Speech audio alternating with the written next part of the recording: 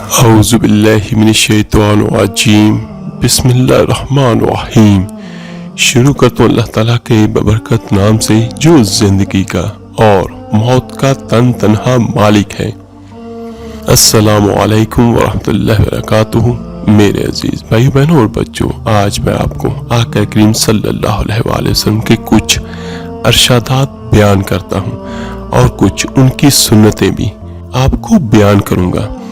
یقیناً اس سے ہمیں بہت کچھ سیکھنے کو ملے گا۔ اللہ تعالیٰ کے پیارے رسول ہمارے آقا کریم صلی اللہ علیہ وآلہ وسلم کی عادت مبارک یہ تھی کہ جس قسم کا کھانا بھی سامنے آتا، اگر دعوت میں ہوتے یا جہاں بھی ہوتے، جو بھی کھانا سامنے آتا تو آپ صلی اللہ علیہ وآلہ وسلم اسے تناول فرما لیتے اور نہ ہی کسی بھی قسم کے خاص کھانے کے لیے اہتمام فرماتے۔ اللہ کے رسول صلی اللہ علیہ وآلہ وسلم کچھ غذاؤں کو ان کے ذائقے اور فوائد کی وجہ سے بہت پسند فرماتے تھے، جن میں کچھ کا تذکرہ میں آپ کو بیان کرتا ہوں، جن پر پہلے نمبر پر ہے کھجور۔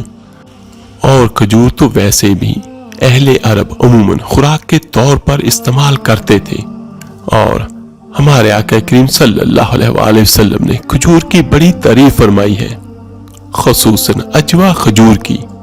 اور اجوا کھجور کے اتنے زیادہ فوائد ہیں جس کا کوئی حساب ہی نہیں ہے۔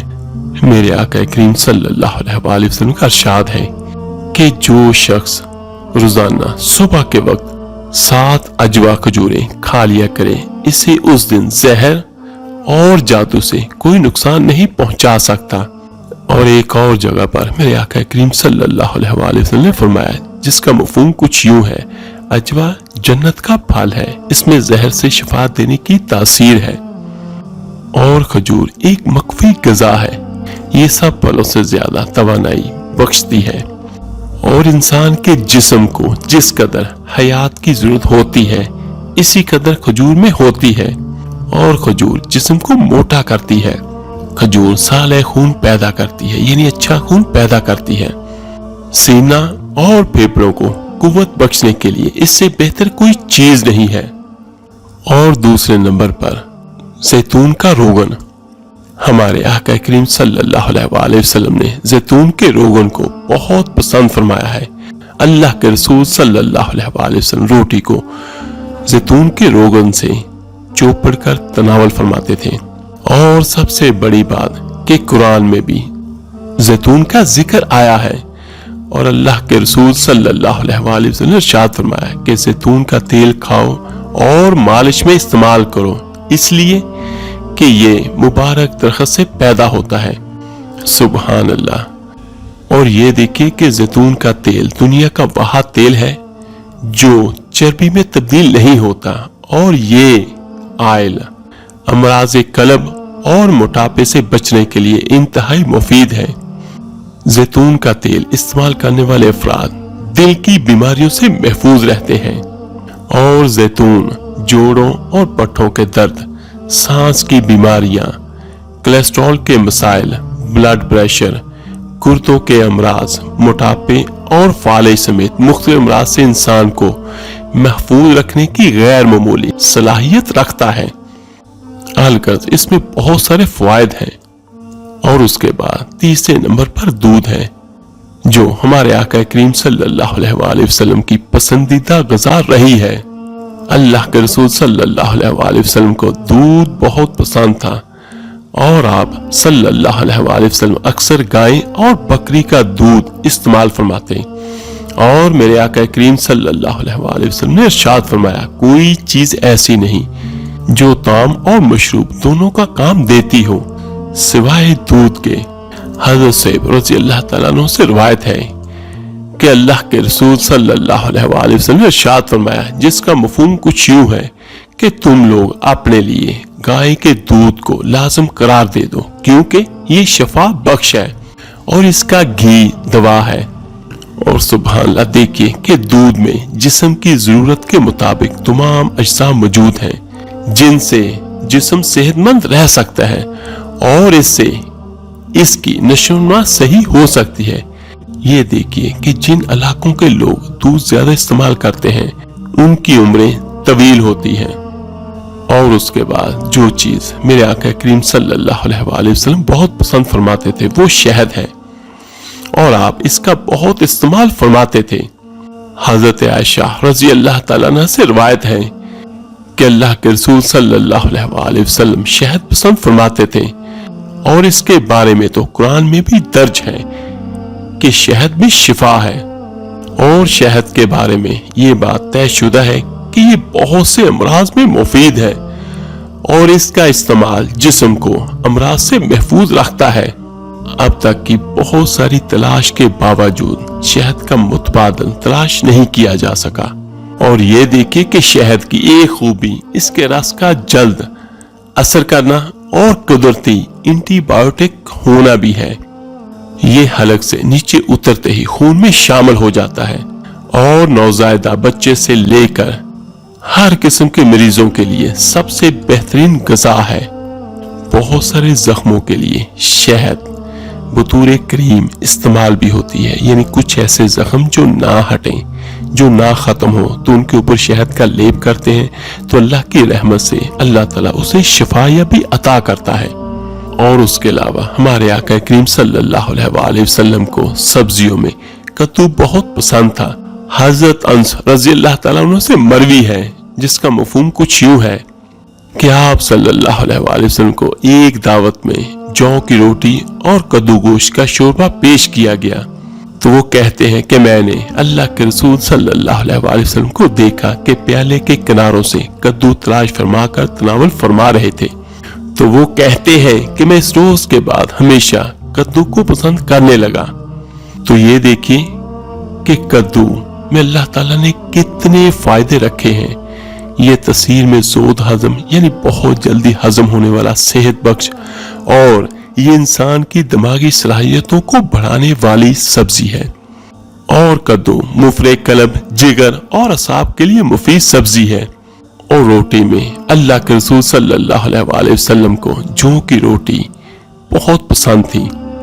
और एक जगह पर यह भी आता है कि हमारे आका करीम सल्लल्लाहु अलैहि वसल्लम ने कभी भी मैदे की रोटी तनावल नहीं फरमाई। एक हदीस में है कि अल्लाह के रसूल सल्लल्लाहु अलैहि वसल्लम ने जौ की रोटी का टुकड़ा लिया और इस पर खजूर रखी और फरमाया ये इसका सालन है, और आपने तनावल फरमा लिया। सुभान अल्लाह। और उसके अलावा अल्लाह के रसूल सल्लल्लाहु अलैहि वसल्लम को सिरका भी बहुत पसंद था, बल्कि आप सल्लल्लाहु अलैहि वसल्लम ने ना सिर्फ सिरके को तनावल फरमाया बल्कि इसकी तारीफ भी फरमाई।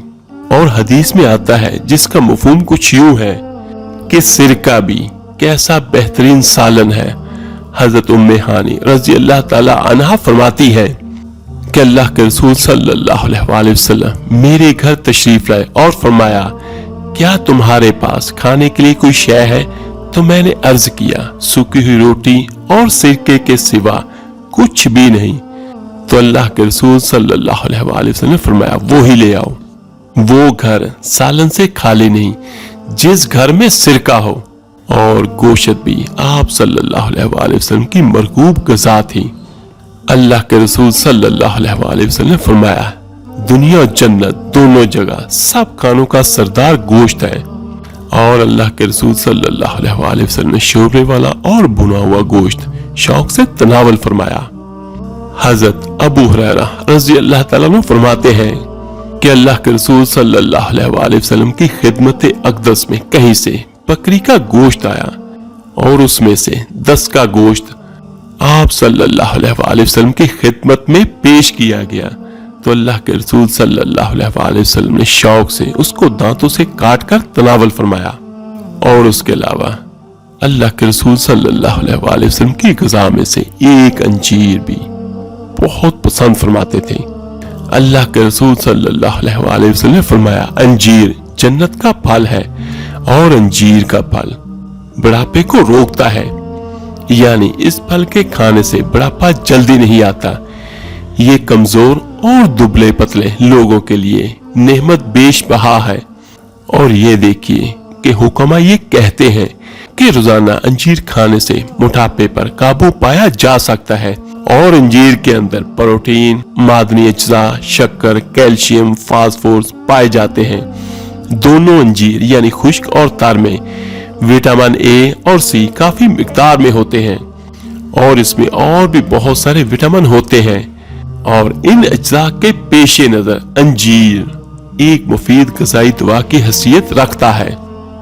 एक और रिवायत है, हज़रत इब्ने अब्बास रज़ी अल्लाह तआला अन्हु फरमाते हैं कि मैंने अल्लाह के रसूल सल्लल्लाहु अलैहि वसल्लम को अंगूर के गोशे इस तरह तनावल फरमाते हुए देखा कि छोटा सा गोशा मुंह में लेकर दाने तोड़े और तिनकों को बाहर खींच लेते।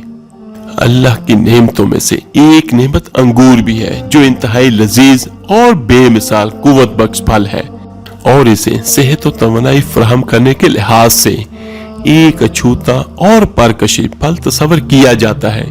और सुभान अल्लाह, अल्लाह ताला की रहमत है कि अंगूर में carbohydrates, protein, vitamin A, vitamin C, calcium और आयरन पाए जाते हैं जो इंसानी सेहत के लिए बहुत मुफीद होते हैं और ये हर उम्र की खवातीन की तवानाई की जरूरियत पूरी करता है। ये जिस्म में ताज़ा और मुसफ़्फ़ी खून पैदा करने का सबब बनता है। अंगूर के अंदर बेपनाह ग़िज़ाइयत होती है। इसका रस न सिर्फ मैदे की रतूबत को मजीद हाज़म बनाता है बल्कि निज़ाम इंहज़ाम के बाद खून में शामिल होकर खून को सेहतमंद भी बनाता है। और अंगूर का रस आधे सर के दर्द और मैदे की बीमारियों, तबदीक, कब्ज, खांसी, जिस्म की कमजोरी, खून की कमी और दीगर अमराज के लिए भी बहुत मुफीद है। मेरे अजीज भाइयों, एक बात हमेशा याद रखिएगा कि इस्लाम सिर्फ मस्जिदों तक महदूद नहीं है। हमारे इस्लाम में हर चीज का हल है और हर चीज के बारे में मालूमात है कि हमारे आका करीम सल्लल्लाहु अलैहि वसल्लम को क्या पसंद था और उसके फायदे क्या थे। तो ये मैंने चंद चीजें वो आपको बयान की हैं जो अगर आप अपनी ग़िज़ा का हिस्सा बनाते हैं तो यकीनन आपको उसका बहुत ज्यादा फायदा होगा। अल्लाह ताला से दुआ है, अल्लाह ताला आपको और मुझे, हम सबको हर किस्म की बीमारियों से हमेशा महफूज रखे और अपनी रहमत से हमेशा सेहत और तंदुरुस्ती अता फरमाए। आमीन सुम आमीन। आप मेरे लिए दुआ कीजिएगा, मैं आप सबके लिए जरूर दुआ करूंगा। इस वीडियो को लाइक और शेयर जरूर कीजिएगा सदका जारिया समझकर। तो मिलते हैं इंशाअल्लाह ताला जल्दी एक नई वीडियो और अमल के साथ। अपना बहुत बहुत ख्याल रखिएगा। अल्लाह हाफिज।